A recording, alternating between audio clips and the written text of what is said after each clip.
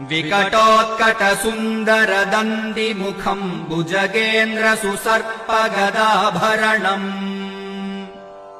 गजनीलगजेन्द्रगणाधिपतिम् प्रणतोऽस्मि विनायक हस्तिमुखम् सुरसुरगणपतिसुन्दरकेशम् ऋषि गणपतियज्ञसमानम्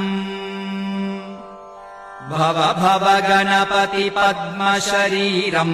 जय जय गणपति दिव्य नमस्ते गजमुखवक्त्रम् गिरिजापुत्रम् गणगुणमित्रम् गणपतिमीशप्रियम् करधृतपरशुम् कङ्कणपाणिम् कबलितपद्मरुचिम् सुरपतिवन्द्यम् सुन्दरनृत्यम्